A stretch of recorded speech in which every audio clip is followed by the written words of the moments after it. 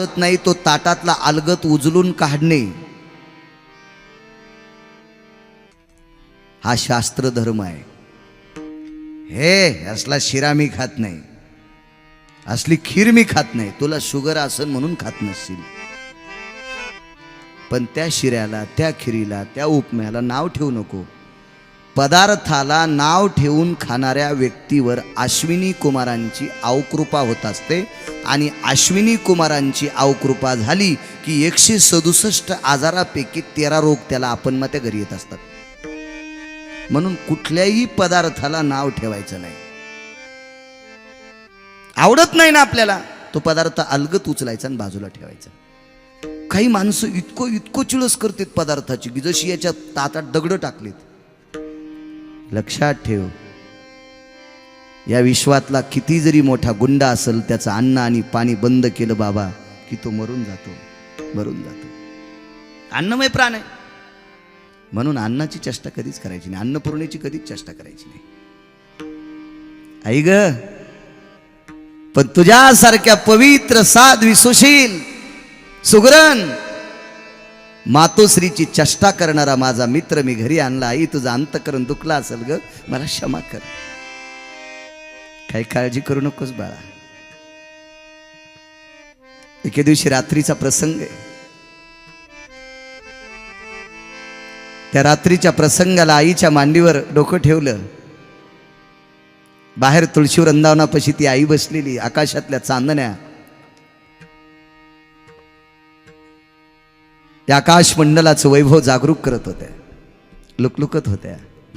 चंद्राचा साजूकसा प्रकाश होता, सुंदरसं तुळशी वृंदावन होतं। आपल्याकडे तुळशी असावी बरं।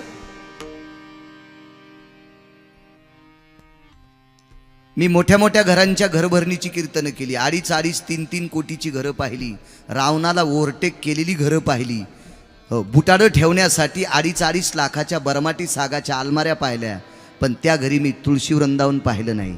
आमच्या इंजिनियरनं, आर्किटेक्टनं तुळशी वृंदावन दिलंच नाही। पाकिस्तानी होता का तुझा आर्किटेक्ट? 2.5 कोटीचं घर बांधलंस, 3 3.5 लाखाची बरमाटी सागाची अलमारी आहे बुटाडं ठेवायला घरात प्रवेश करत असताना, आणि तुळशी वृंदावन नाही। कालच्या कोरोनाच्या काळात तुळशीचं महत्त्व कळालं। शेळ्यानं तुळशी वरबडावा अशा तुळशीचे पानं तोडू लागले आणि त्याचे कडे पिऊ लागले। मरणाच्या भीतीनं तुळस लक्षात आली तुमच्या। मागचे बुजुर्ग काय त्यांच्या गोळ्या संपलत्या? त्यांनी तुळस लावण्यासाठी आपल्याला सांगितले। श्रीमद भागवतामध्ये तुळशीचं महत्त्व सांगत असताना, तुळसी पत्र पारडे ठेवेता माधव झाला बरोबरीचा, रुक्मिणी तुम्ही स्वस्त कशा बसल्या उठा की चला, रुक्मिणी तुम्ही स्वस्त कशा बसल्या उठा की चला। एक पत्र पारड्यात ठेवल्याबरोबर जगाचा मालक तुळशीच्या पानाबरोबर झालता, विकत घेतला होता, सोडून घेतला। बिदरच्या बादशाच्या दरबारात तुळशी वृंदावने आजही बघा, आजही बघा। कारण आपल्या हिंदू संस्कृतीतल्या एकाही व्यक्तीचं लग्न तुळशीशिवाय लागत नाही। कास्ट कुठली बी असू द्या, फक्त हिंदूता असावा। तुळशीशिवाय लग्न लागतच नाही। आणि तुळस नसताना जर एखाद्यानं लग्न लावलं असेल किंवा लावणाऱ्यानं जर सांगितलं नसेल तर समजायचं आपल्यात हरामखोर अवलाद आली। याच्या पलीकडे शब्द नाही माझ्याकडे। कोणाला राग येला असेल त्याला मला भेट, त्याला पुरावा सांगतो मी आतापर्यंत एकही शब्द पुराव्याशी बोलत नाही, वाचूनच सांगणार। नामदेवरायचं लग्न झालं जेऊरकर बाबा, वारकरी संप्रदायातलं टोकाचं रत्न, ज्यांनी पंजाब पर्यंत वारकरी संप्रदाय नेऊन घातला। याच्या पलीकडे सांगू तुम्हा सगळ्यांना कीर्तन करण्याची, उभं राहून कंबर बांधून आणि फेटा बांधून कीर्तन करण्याची संधी एकमेव नामदेवरायमुळे प्राप्त झाली। नामदेवराय जर जन्माला आले नसते तर तुम्हा आम्हाला कोणालाही कंबर बांधून फेटा बांधून कीर्तन करता आलं नसतं। ज्ञानोबाराय जर जन्माला आले नसते तर विद्येच्या भांडाराच्या चाव्या किलूप तोडून फेकून दिलं, ज्याला जे पाहिजे ते घेऊन जा. सकळाशी येथे ही कृपा आहे त्यांची. अरे आम्ही कीर्तन केल्याच्या नंतरही कीर्तन चांगलं होतंय असं एकमेव दाखवलं औंढ्याला. फिरविले देऊळ जगा माझी ख्याती, नामदेवा हाती दूध प्याला. वारकरी संप्रदायाची स्थापना शंकरानं केली आणि त्यांच्या मंदिराच्या पाठीमागं कीर्तन केलं, मंदिरच फिरलं. जिदर जिदर नामा, हे जिदर जिदर नामा, उदर उदर मंदिर, देऊल के पीछे नामा, देऊल के पीछे नामा, देऊल के पीछे नामा. मी नाही म्हणणार आहे, हे तुमचं आहे ना. मी दुसऱ्याच्या रानात आऊत कधीच हानीत नाही. काय क्रांती असलो. त्या नामदेवरायच्या लग्नामध्ये तुळस पाहिजे. बिदरचा बादशाह, नामदेवरायचे सासरे सरदार, ते हिंदू होते, शिंप्याच्या कुळात जन्माला आले. म्हणले जहापना सरकार जी, ये तुलसी का पेड़ होना बोले, इसके अलावा शादी नहीं लगती बोले. जी लगा दो बोले पेड़. ते सरदारही तसंच होतं, कर्तव्यनिष्ठ. म्हणून बादशाचं मन जिंकलं होतं. माणसाने असं वागावा की आपली पुढच्याला नशा व्हावा. जशा व्यसनाधीन माणसाला व्यसन केल्याशिवाय करमत नाही, तसं असं वागलं पाहिजे की आपली नशा त्याला झाली पाहिजे. आपण 4-2 दिवस नाही भेटल्यावर त्याला वाटलं पाहिजे आपलं काहीतरी हरवलंय. गड्याने मालकाशी असं वागावं, नौकराने मालकाशी असं वागावं, पत्नीने मालकाशी असं वागावं. 4च दिवस माहेराला गेली तर नवऱ्याला करमूच नाही, इतकी नशा व्हा. पण अशा वागत्यात 2 महिने राहिली तरी ते म्हणतो हिचा फोनच येऊन बरंच झालं, हिचं काळं तिकडच व्हा. अहो पिना पाडत्यात मालकाचं, काय काय पिना असलं वागावं.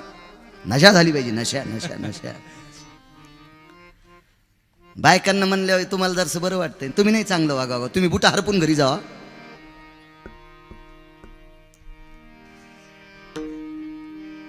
त्यांना सुद्धा वाटावं दिवस माळाला की पप्प्याचा बाप कधी घरी येईल आणि मी स्वतःच्या हाताने त्यांना जेवण वाढेल. हे 1 वाजता घरी येतो, त्यावेळेला याच्या पायात एकच बूट असतो आणि दरुजा सोडून भीतीलाच आवाज देतो, उघडणं दार. बेदाड कसं दार उघडीन? याला नशा म्हणते. आचारसंहिता जितकी स्त्रीला आहे तितकी पुरुषाला आहे. जितकी मुंग्यांना आहे तितकीच मुंगळ्यांना आहे. मुंग्यानं रांगेत चालावं, मी कालच सांगितलं, आणि मुंगळ्यांनी कोणीकडे चालावं असं नाही. नाही नशा झालती सर. लगा दो बोले तुलसी का पेड़. बिदरच्या बादशाच्या दरबारात तुळशी नामदेवरायचं लग्न तुळशीशिवाय लागलं नाही. पांडुरंगाच्या पादुका जोरकर बाबा बिदरला. हो तुळशीचं फार महत्व आहे. येतो मी पुन्हा उपमन्याकडे.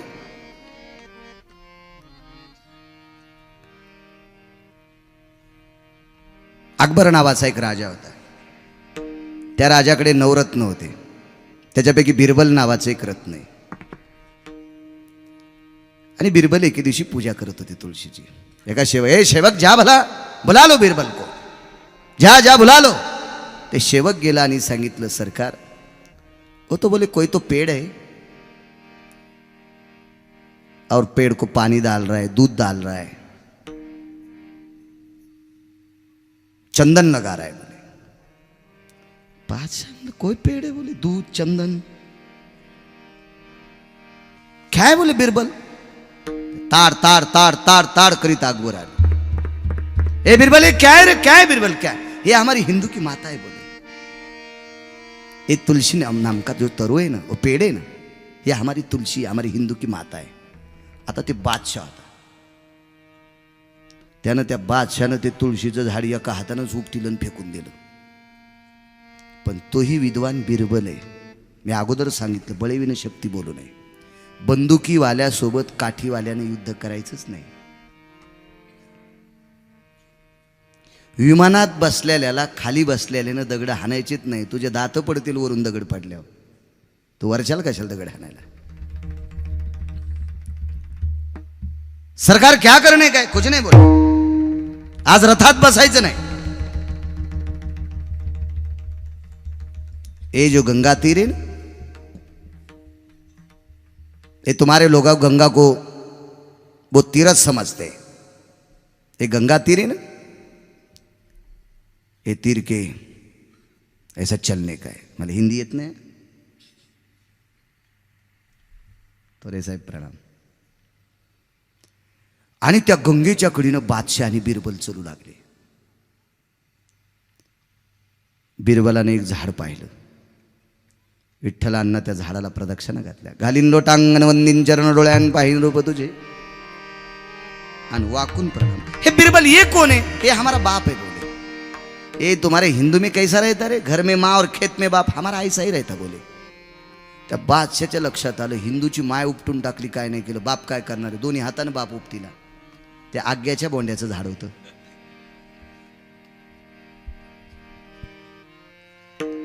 आणि जेऊरकर बाबा त्या पिकल्या होत्या बोंड्या, पुन्हा पिवळ्या आडळ बोंड्या होत्या. काय बादशाला किती किती गोडवा झाला. बादशाह असा करू लागला, पिसो लागल्यासारखा दाढीन गिडीन खा. बिरबल तेरी माँ अच्छी लेकिन बाप बहुत खतरनाक है भाई. हमारे बाबा ऐसे बोले, पिताजी ऐसे खतरनाक है. त्या गंगेत 2-4 आंघोळी केल्या पण अकबराचं काही जमलत नाही. आप क्या करना पड़ेगा? सरकार क्या करना है? बोले आपका दाह शांत करने का है ना. हाँ, और मेरे माँ के पास जाना पड़ता है. उपटून टाकलेल्या तुळशीचा पाला अकबरानं असा चुरगाळला आणि अंगाला लावल्याबरोबर तो दाह शांत झाला. म्हणून अकबराच्या दरबारात सुद्धा तुळशी वृंदावन.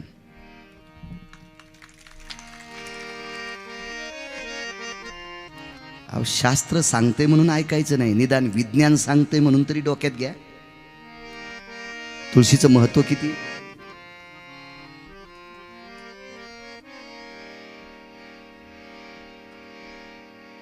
असो,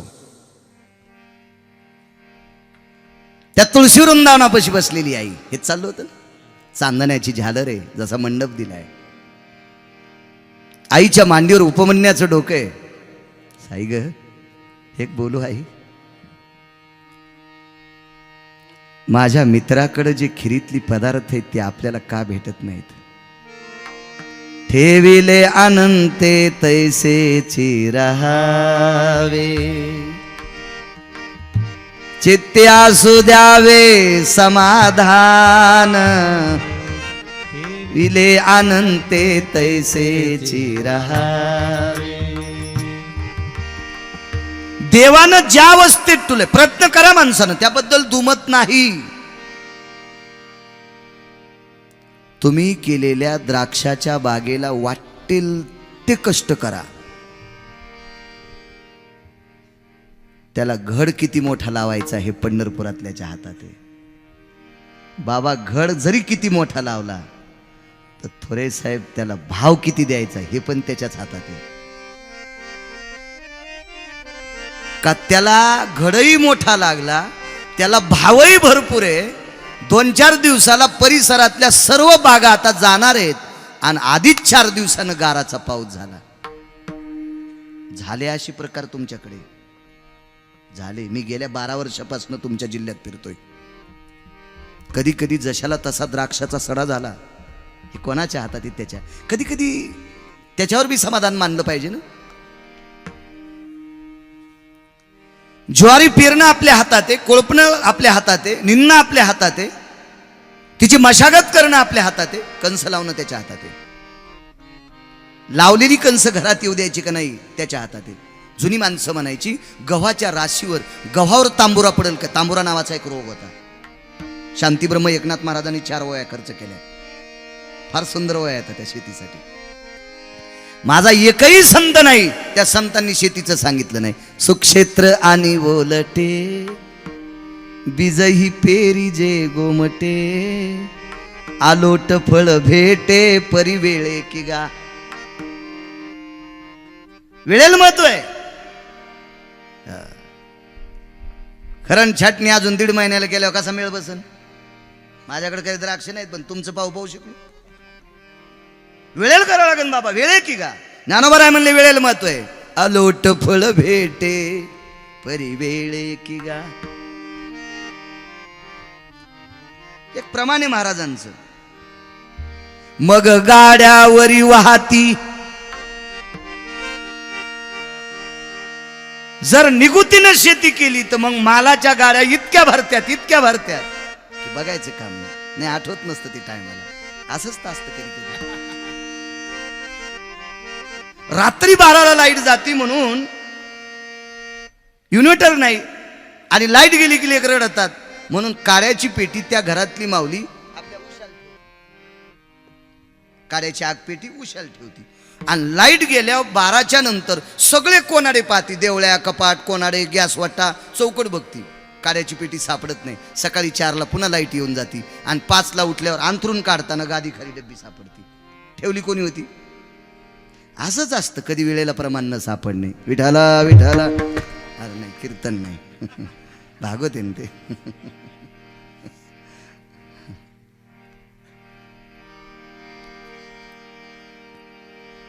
वेळेला फार महत्व आहे. बीजेपीची शेती हा गाडीवर क्या बात आहे. पण धन निघल्यावर असणे आता नमस्कार जमत काय. बीज पेरी शेती मग गाड्यावरी वाहती. अहो पेरायलाच नाही गेला आणि ट्रॅक्टर घेऊन गेला. हा चला कांदे आणायचे. कांद्या तो कांदे लावलेत नाही ना रे. कांद्या आता कसे कांदे आणतो? पेरावं लागेल ना. पेरावं लागेल त्याला. आई कधी भेटेल ग? तू काळजी करू नको. अनंत ठेवील तस. कोण आहे अनंत? ज्याची व्याख्याच करता येत नाही तो अनंत. त्या अनंताची साधना कर. केली साधना तो अनंत प्रगट झाला. आणि काय पाहिजे? मला रोज एक वाटीभर दूध देत जाय. वाटीभर दूध मागितलं. 7 समुद्रापैकी एक समुद्र दुधाचा दिला. सिराचा सागरू उपमन्या. प्रियव्रत नावाच्या रथाच्या प्रियव्रत नावाचा राजा, ह्या राजानं पृथ्वीला 7 प्रदक्षिणा केल्या. ज्या ज्या दिशेनं प्रियव्रत नावाच्या राजाचा रथ गेला त्या त्या दिशेनं समुद्राची निर्मिती झाली. बाबा 7 दीपांची निर्मिती झाली. रघुनाथ बाबा येवरकर बाबा 7 दीप. आपण ज्या दीपात राहतो त्याला जांबूदीप म्हणतात. बाकीचे 5 जरी पाठ नसले तर किमान आपण राहतो तेवढा तरी लक्षात ठेवला पाहिजे. जांबूदीप, सिंहलदीप, कौछदीप, शाल्वदीप, पलवनदीप 5. 2 घरी गेल्यावर पाहा ना रिॲक्शन येते सगळ्या गोळ्या एकट्या घेतल्यावर. बघा कधी कधी. अण्णा सिंहलदीपामध्ये पद्मिनी नावाच्या स्त्रिया राहतात. एका दीपामध्ये गंधर्वाचा अधिष्ठान आहे. हे वरचे 7 आणि खाली 7. आतळ, वितळ, सुतळ, तळातळ, महातळ, रसातळ, पाताळ. पाताळामध्ये हटकेश्वर नावाच्या भगवान शिवशंकराचा अधिष्ठान आहे. तिथं राजा बळीचा अधिष्ठान आहे. बळी तिथे पूजा करतो. बघा काय टोक आहे, काय टोक आहे ते.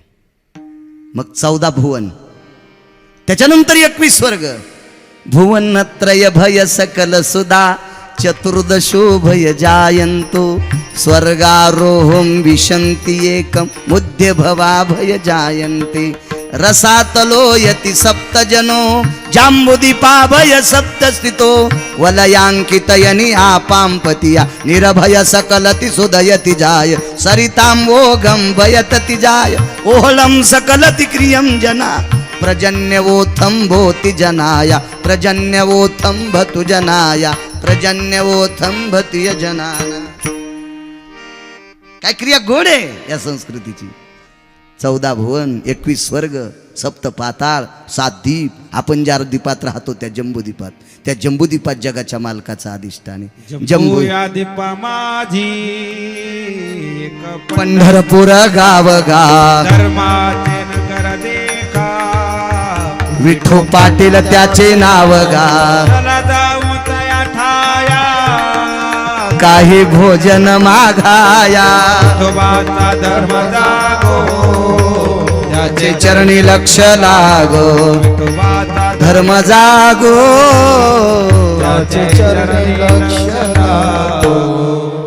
विठू पाटील त्याचे नाव गा. चला जाऊ तया ठाया काही भोजन मागाया. जम्बूद्वीपात त्या मालकाचं वास्तव्य. प्रियव्रताच्या रथाच्या चकोऱ्याने निर्माण झालेल्या एका सागराला उपमन्याकरता दुधाचा सागर देऊन टाकला. येथे श्रीमन महा भागवते पुराणे ध्रुवानान उपमन्यायो चरित्र प्रसंग अध्याय हरे नमः हरे नमः हरे नमः. पुढे प्रचेता पुरंजन अशी गोडशी चरित्र झाली. त्याच्या पुढे ऋषभदेव. ऋषभांना 100 पुत्र, 100पैकी 9 नारायण, हरिनारायण, कविनारायण, पिंपलाक्ष नारायण, करभजन नारायण, अंतरिक्ष नारायण, प्रबुद्ध नारायण. 5च सांगितले. असे 9 नारायण आहेत. 9 9 9 9 9 विरक्त स्थितीत आहेत. 18 भरत 19 आणि 81 पृग.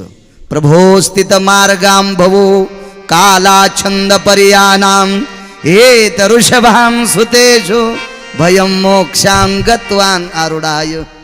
सांगणं होत नाही. कसं शक्य आहे बरं सांगायचं? बाबा एवढं नाही सांगतायत 7 दिवसात. कसं सांगायचं 2-2.5 तासात? हे जे 9 नारायण आहेत का, हे नवनाथ. हो,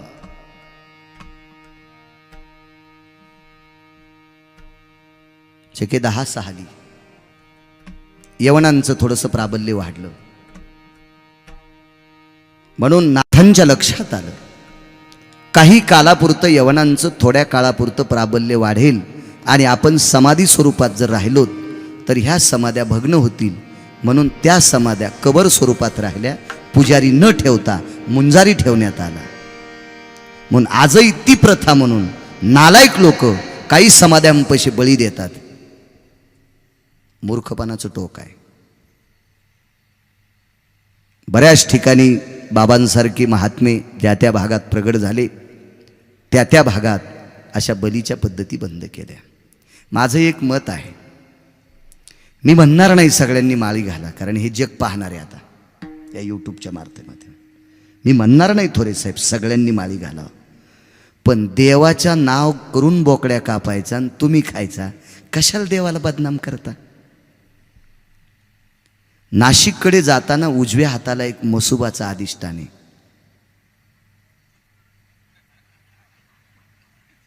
कसं लक्षात आलं तुमच्या? चतुर माणसं आहेत तुमची. वायर तुटकी नाहीत ना, क्वालिटीची वायरिंग आहे तुमची. क्वालिटीची लागलीच लक्षात येते तुमच्या. कधी कधी बघावं सुद्धा वाटत नाही नाना तिकडं. बघावं सुटत नाही रघुनाथ बाबा. बाबाजी चिळच वाटते. अरे का देवाचं नाव बदनाम करता? अंधाधुंद होता तुम्ही. मद्याच्या बाटल्या येतात, मोठी मोठी हरे शिजतात तिथं. हरे म्हणजे हंडा.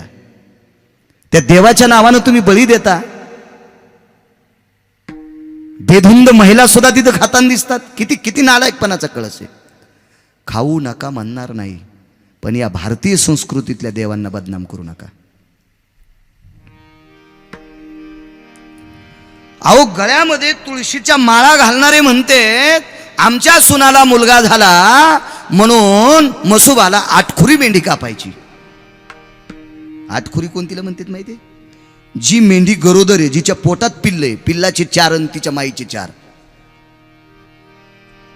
तुझ्या सुनाच्या पोटात बाळ होतं त्यावेळेला जर तुझी सून मसुबाला कापली तर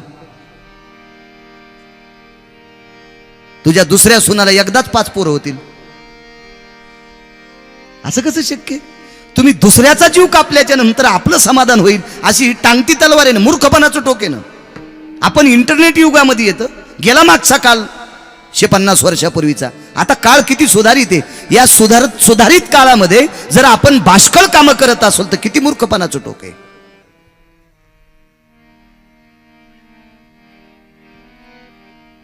आता थोडी माणसं लाजायलीत.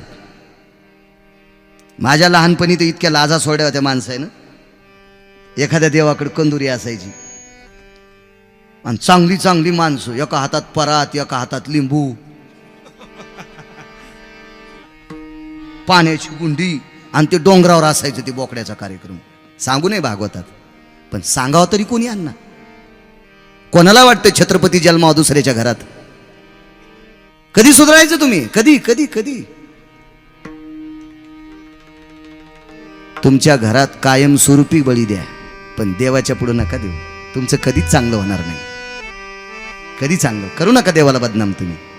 सटवाईला बोकड्या कापला, आसराला कोंबडं कापलं, मसुबाला हाल्या कापला, कोणाला काय कापलं, आणि तुम्ही नाव ठेवता मुसलमानांना. बाबा, दुसऱ्या धर्मीयांना नाव ठेवण्यापेक्षा आपल्या धर्मात जन्माला आलेली हलकट झाडं ही मुळे सगळं उपटून काढावं लागतील, तेव्हा आपला धर्म उंच जाईल. मोकाट पिसाळलेल्या जनावरासारखी माणसं पळायला लागलीत. अहो, किती कीर्तन, किती भागवत, किती प्रवचन, किती रामायण, कधी सुधारायचं तुम्ही? आणला महाराज, खपक्या पाकिट दिलं, महाराज श्रीमंत, तुम्ही तसेच सोनाराच्या नळीसारखे.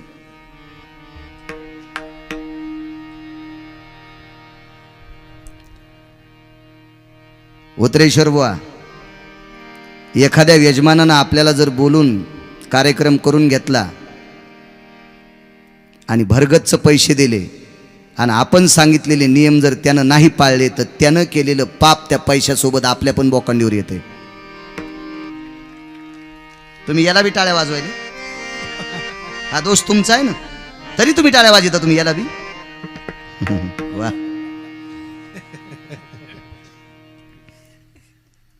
चांगलं वागणं महत्वाचा विषय राजू. काही गरज नाही, काही गरज नाही, असं देवांना बदनाम करू नका. आमच्याकडे 5-6 ठिकाणी काही काही सर्वसामान्य माणसांनी त्या पद्धती बंद केल्या. ती माणसं मृत्यू पावले. आज बी ज्या गावात गेल्याच्या नंतर त्या माणसाची आठवण झाली की माझी मान वागती, या माणसामुळे इथला बलीचा विषय बंद झाला. देवापाशी करायचं नाही, ते देव आहेत, देव आहेत. असो, म्हणून या समाध्यांपाशी मुंजारी ठेवण्यात आली. आजही काही काही नाथांच्या समाध्यांपाशी फात्या मारण्यासाठी यवन समाजाचा माणूस आहे. शक्य 10 सालपासून बाबा ही परंपरा पडत गेली, ती मोडत नाही. आता आमच्या गावात कानिपनाथाचं मंदिर आहे. लोक उठलं की सुटलं त्याला पांढराच रंग द्यायला. अरे म्हणलं, द्या ना त्याला भगवा रंग. त्या देवतेला आमच्या गावामध्ये नवीन गहू आले. गहू आमच्याकडे जास्त पिकतो, तुमच्याकडे पिकतो म्हणा, पण तुम्ही आता चांगल्या याच्या नादी लागले. तुम्ही कशाला येता घरी? हो ना. गावरान तूप खाल्ल्या दाड्याच्या कोणी नादी, भुसार दिला आपल्याला ठोकून. चला, तुम्ही नशिबान माणसात. तुमचा द्वेष केल्याने आमचं बरं होणार नाही.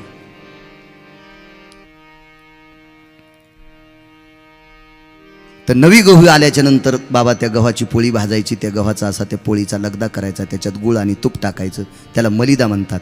आणि त्या मलिदेचा प्रसाद कानिपनाथाला ठेवायचा, हात मागं करायचे, आणि पात्रावरला प्रसाद नुसता तोंडानं खायचा, हातानं खायचा नाही. ही त्या देवतेची क्रिया आहे. पण तिथं बली नाही, कोंबडं नाही, बकरू नाही, रेड्या नाही, काय नाही. किती गोडवा, किती नाविन्य, किती पद्धत. असं करायचं.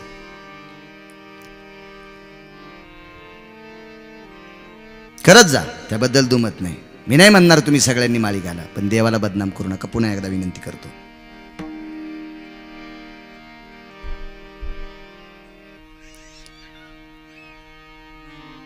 भरत नावाचा हा ज्येष्ठ पुत्र होता. भरत हा एवढा मोठा श्रेष्ठ राजा होता. भरतासारखा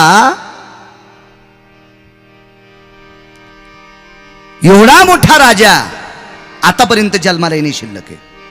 बसा साहेब. नमः पार्वते पते हर हर हर महादेव.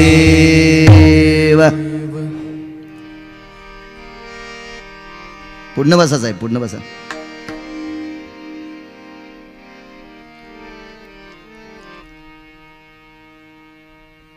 हा भरत किती श्रीमंत. मी आणि उत्तर महाराज रात्री 1:27 भरताचं चरित्राच्या नाथ भागवतातल्या ओव्या वाचित होतो. शांतीब्रह्म एकनाथ महाराजांनी 11व्या स्कंदावर भावदर्शन केलं अण्णा, आणि त्यांना नाथ भागवत म्हणतात. एका स्कंदावर बरं का, असे स्कंद 12 आहेत. मी पहिल्याच दिवशी सांगितलं, विठ्ठल स्कंदवदे 12 नवमहासंप विलासारा आरती निगम वृक्ष सारा भागवत संज्ञा भवतारा. 12 स्कंदापैकी एका स्कंदावर शांतीब्रह्म एकनाथ महाराजांनी टीका केली. ते लिहिलं, ते नाथ भागवत झालं जेवरकर बाबा. भरत राजाचं एवढं मोठं वैभवशाली वर्णन, एवढं मोठं वैभव. तो भरत हा एवढा भोग संपन्न होता, म्हणजे एवढी भोग त्याच्याकडे उपलब्ध होते. या पृथ्वीवर जितके देश आहेत त्या देशातल्या एकाही माणसाला ते भोग प्राप्त नाहीत. जेने दिगमंडल जिंतिले वा, समुद्र वलयांकित राज्य केले, नानाविध भोग भोगिले, जे नाही देखिले सुरवरी. समुद्र वलयांकित राज्य, दिगमंडल जिंकिले. पुढची होई, अनुकूल स्त्रिया पुत्र, अनुकूल मंत्री पवित्र, अनुकूल राज्य स्वतंत्र, जे त्यागिले विचित्र नाना भू. अनुकूल स्त्रिया, पोषक स्त्रिया, त्या सांगत्यात असं नाही, नवऱ्यानं सांगावून बाई नाही का अशा अनुकूल. अनुकूल मंत्री, खपके आणणारे नाही. स्वतंत्र राज्य, भरत नावाचा राजा. या देशाला भारत देश नाव का पडलं माहिती? बापाची जागिरी कोणाच्या? देशायाम यति देश भयो वृषभ सुतो भय जायन्ते, धरा धरा भय जांबू दीपे शोहल दीपे कौचत दीपे पल्वंगम भय सकल स्थिता आपांपति भय निरंति जायो आपांपति भय निरंति जाय ऋषभो सुत भय संग जिभे ऋषभो जित भय संग जिभे भरताग्रम भय नामने सुदा वात्सल्या भय क्रियांजनो सुताम्नि नाम्नेम सकल सुदाना सुताम्नि नाम्नेम सकल सुदाय देशायायाम भरताग्रो देशायायाम भरताग्रो देशायायाम भरताग्रो नामने देशा भारत देशा नामने देशा भारत देशा भरताग्रो भय ऋषभ सुतो भरताग्रो भय ऋषभ सुतो भरताग्रो भय ऋषभ सुतो. 19 वर्षापूर्वी वाचिल ते मी 19 वर्षापूर्वी ऋषभांचा पुत्र भरत या खंडावर ज्यांनी स्वराज्य गोड असं राज्य केलं. वात्सल्याम सुत सुतेश भययो, आई जितकं लेकरावर प्रेम करती इतकं गोड प्रेम प्रजेवर केलं, म्हणून या देशाला भारत देश नाव पडलं.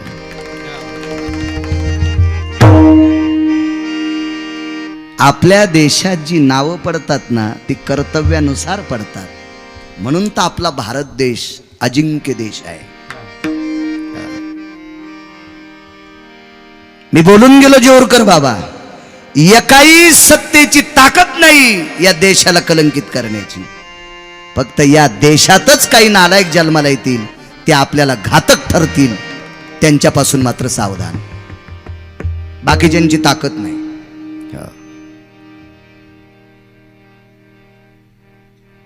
डिपार्टमेंट क्षेत्रातले साहेब आहेत, एकांतात जाऊन त्यांना विचारा, त्यांना बोलता येत नसतात काही गोष्टी. आजही सर्वसामान्यांपेक्षा चांगले बुरखे घालणारे, चांगल्या तत्वावर आरूढ असणारे नालायक माणसंच जास्त चुका करतात. त्यांच्या हृदयाला मशीन लावून विचारा. हिम्मत नाही, बाकीच्यांची हिम्मत नाही. कोणाही क्षेत्रात चांगलीच माणसं जास्त चुका करतात. देवाच्या जवळ गेलेलाच माणूस जास्त चूक करतो. एक सोपा मुद्दा सांगू का? राग येऊ देऊ नका, काळ बदललाय. काळाच्या विरोधात, ओघाच्या विरोधात माणसानं वाहिलं नाही पाहिजे. तरी पण सांगतो, गाऊन ही खुरपिणारी बाई घालती का चांगल्याची बाई? राग येऊ देऊ नका, माफी मागतोय तुम्हाला. गाऊन नावाचा कपडा, थोरे साहेब, ही खुरपिणाराची बाई घालती शेतात काम करणाराची का क्वालिटीच्या पैशावाल्याची बाई? हा, मग संस्कृती कोणी मातीत घातली? आणि तुम्ही दुसऱ्याच्या नावानं कांदे फोडीता बुकीनं.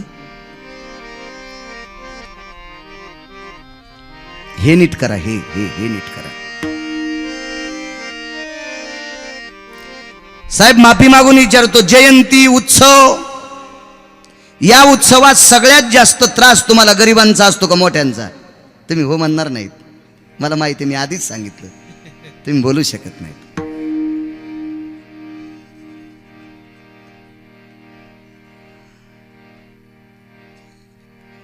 कसा धर्मवरी जाणार अण्णा? कसा जाणार धर्मवरी? कसावरी जाणार?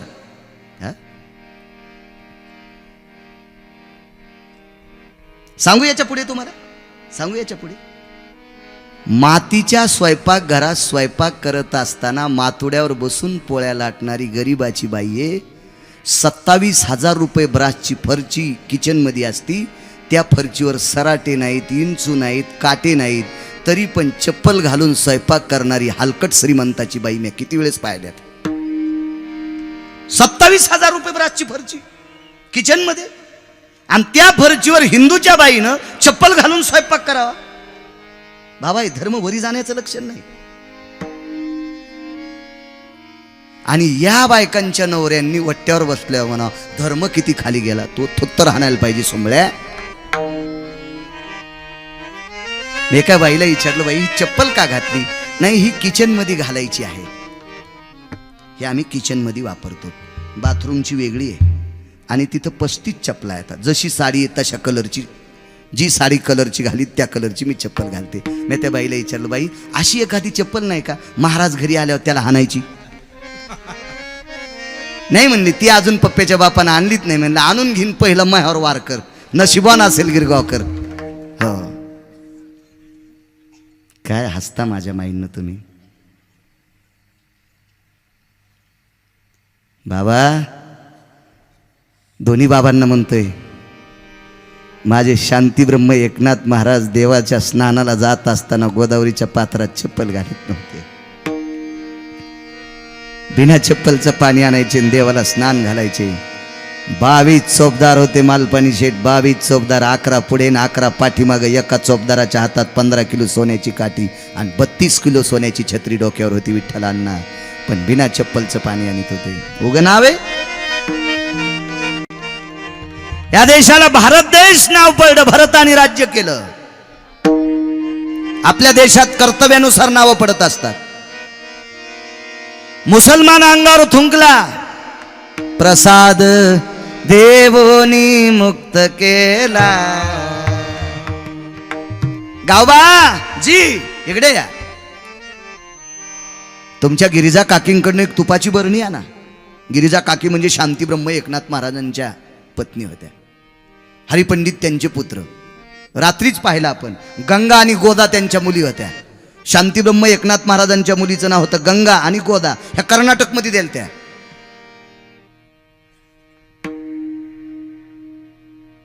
आपल्याला धतुरेची नाव पाठ. मागे एकदा काम करता करता एक फिल्मी सृष्टीतली हिरोईन 7व्या मजल्यावरून पडली. ती लय लोकांच्या खिशात आहे अजून. पण शांतीब्रह्म एकनाथ महाराजांच्या मुलीची नाव पाठ करायची नाही बाबा. हे कसे पाठ करतील?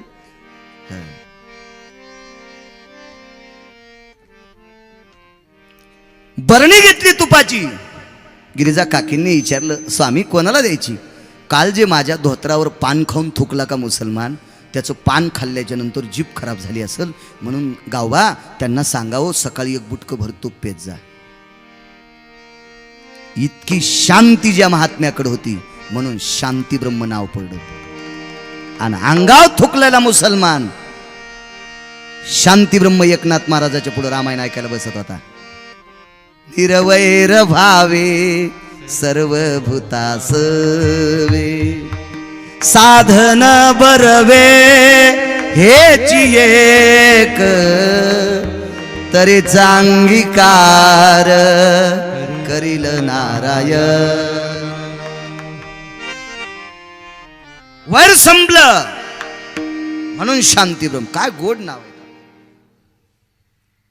एक जण म्हणला, महाराज स्वयंपाक घर म्हणण्याऐवजी किचन घर काऊन म्हणते? हे जाऊ दे ना, कशाला अडचणीत हात घालायला इचू निघत असते. नाही म्हणे स्वयंपाक घर आपलं चांगलं नाव होतं, मग किचन घर का म्हणते. रात्री बेरात्री कोणी जरी आला तरी दुरडीमध्ये टोपल्यात 2 तरी भाकरी किंवा पोळ्या सापडत होत्या, त्याला स्वयंपाकघर म्हणतात. नवरा बायको शिवाय दोघायचीच किचकिच चलती, त्याचं नाव किचन घर. 2च तोंडन खिचडीन बोंड, सासऱ्याला नाही सासूलाही भाकरी नाही, दोघांचीच किचकिच, त्याचं नाव किचन घर. कशा हसद्यात बघा. नाही बॉम्ब टाका का तुमच्यावर एखादा, तुमच्यावर डावाला तरी तुम्ही हसतात. फोकता का गिरगाव करायला, घाला गोळी एखादी. काय नाव होती आपल्याकडे. गंगा पापम शचितापम कल्पतरू दैन्यस्तदा. पाप हरवतो ते तीर्थगंगा, ताप हरवतो तो चंद्र शची, दैन्य हरवतो तो कल्पतरू. कल्पाम कल्पिस्थितायाम दारिद्र्य भय जायम तरुयाम शाखा प्रसन्नस्तु कल्पतरुम भयस्तु. काय नावाची उपमा आहे. कोण ज्ञानोबर आहे. ज्ञानाचं टोक संपलंय. ज्ञानाचा सागर सखा माझा ज्ञानेश्वर.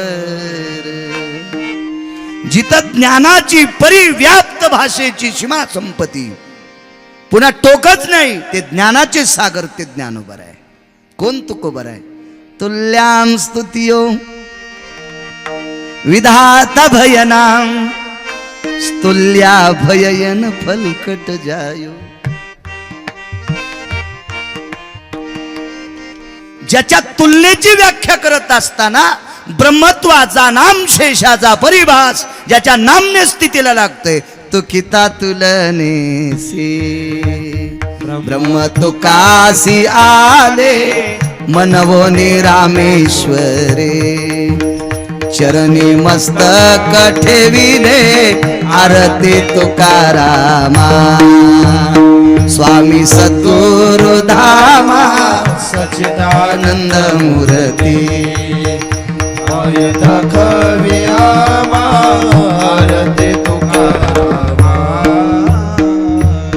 ते तुकाराम. कोण नामदेव. जन्मता जिव्हेवरी. बाबा झाल्याबरोबर जिव्हेवर नामाची मुद्रा होती, ते नामदेव. कोण चोखा. ज्याचं दर्शन घेतल्याच्या नंतर वृत्ती चोख होती, ते चोख उभं आहे.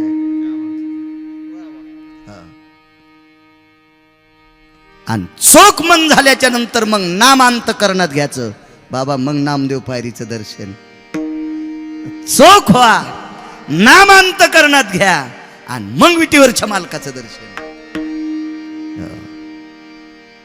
आपल्याकडे जातीला किंमत नाही.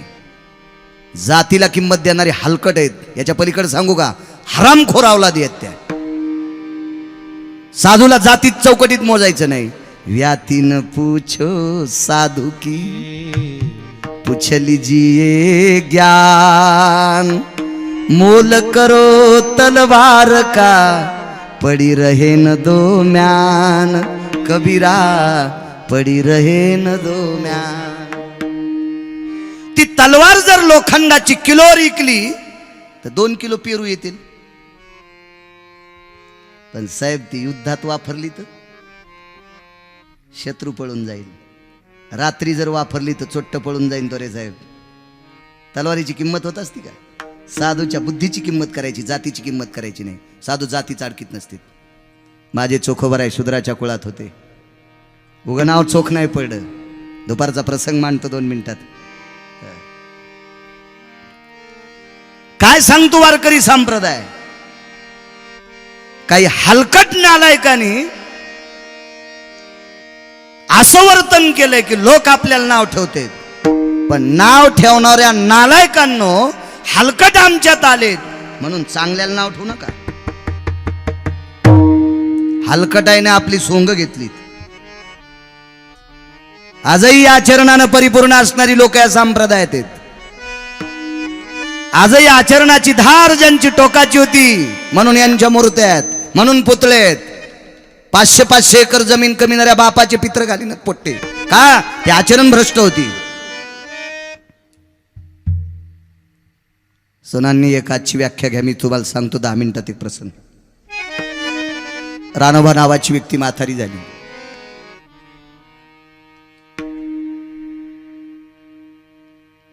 थकली ती व्यक्ती. त्यांच्या पत्नी वारल्या, मुलगा सून नातोय.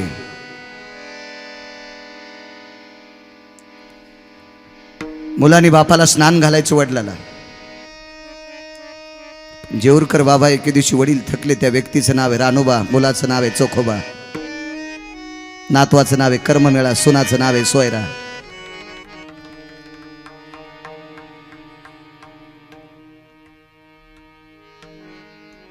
बाजेवर पडड्या पडड्या कपड्यात बाथरूम झाली. वय फार झालं, कपड्यात बाथरूम झाली. मुलाने असं उचललं. सानप दुपारी होते तुम्ही. घराच्या पाठीमागे एक दगड आहे, त्या दगडावर वडिलाला ठेवलं. दगडाच्या बाजूला बोरीचं झाडे सावली होती. पाण्याचा एक हरा भरलेला आहे, त्याच्यात लहानचं मडकं आहे.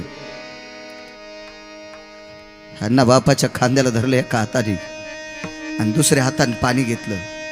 पण एका हाताने वडिलाला धरले आणि एका हातात पाणी. बापाची कंबर कशी धुवायची? बाथरूम झालती धोत्रात, कशी धुवायची कंबर? लक्षात त्याला मुलगा जर बाहेरून आला तर मुलगा पाणी टाकील, मी एका हाताने बाबाला धरीन आणि एका हाताने बाबाची कंबर धुईन. पण मुलगा बाहेर गेलेला आहे, बायको घरी आहे. पण ही म्हाताऱ्याची सून आहे. बापाची कंबर 2च महिला धुवू शकतात, एक बायको आणि दुसरी मुलगी. सून सासऱ्याची कंबर धुवू शकत नाही. पण मालकाची व्यथा बायकोनी पाहिली. कोणाला म्हणायचं पत्नी आणि कोणाला म्हणायचं नवरा? हे साडी नेसली म्हणून तिला बाई म्हणायचंय? कपडे घातलेत म्हणून त्याला माणूस म्हणायचं? वागत जर राक्षसासारखा असेल तर त्याला माणूस कसं म्हणता येईल? डंकिनी सारखी वागत असेल तर तिला स्त्री कसं म्हणता येईल?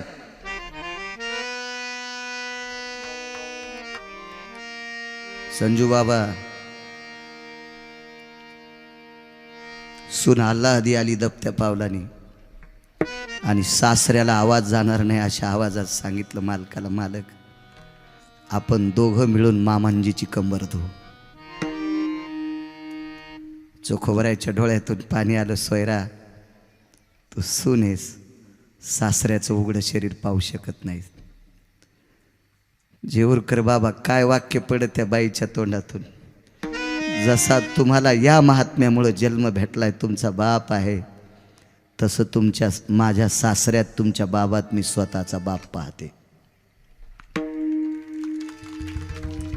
तुमच्या वडिलाला मी स्वतःचा बाप समजते. पण मी सांगते ते ऐका. तुम्ही एका हातानं मामांजीला धरा, एका हातानं पाणी टाका, मी कंबर धुते. आणि सासऱ्याची कंबर धुतली. दुसऱ्या दिवशी म्हाताऱ्यानं मुलाला बोललं, चोखा जी जी जी बाळा, आज मला जेवायचं नाही. का बाबा? अरे मी कपड्यात बाथरूम केली रे चोखा.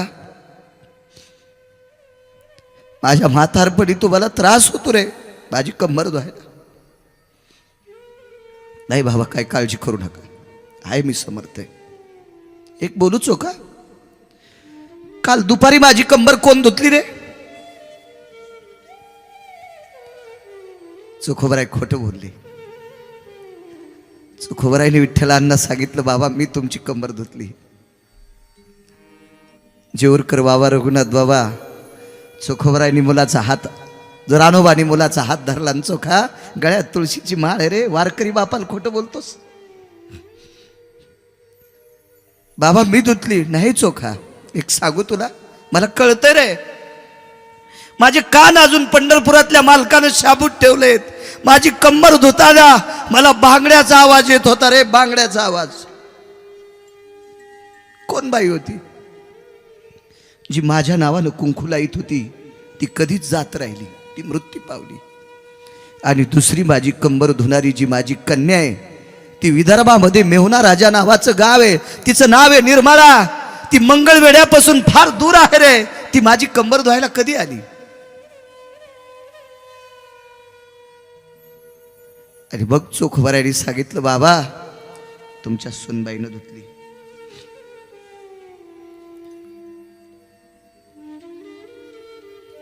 ठीक आहे बाळा.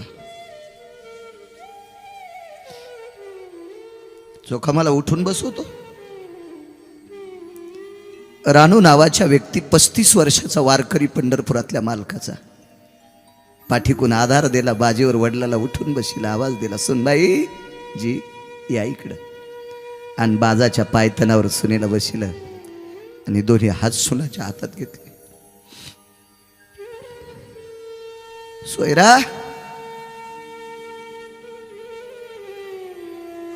माणसाच्या कमरेला 2 स्त्रियांचे हात लागते, एक त्याच्या बायकोचा, आणि मुलीसाठी बाप पोरासारखा बी आहे आणि बाप बी आहे. बायको मृत्यू पावली, कन्या 500 कोसाच्या लांब आहे.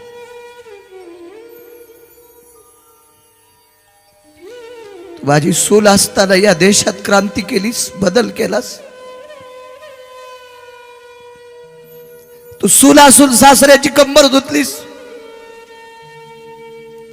टपा टपा डोळ्यातून अश्रू वाहत होते.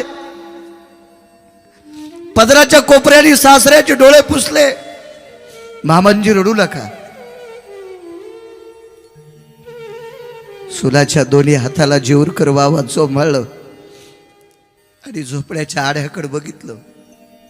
देवा, गेल्या 35 वर्षापासून तुझ्या पायरीचं दर्शन घेऊन येतोय. तुमच्या माझ्यासारख्या कर्मठांनी मंदिरात येऊ दिलं नाही, ते शूद्राच्या कुळात जन्माला आलते म्हणून.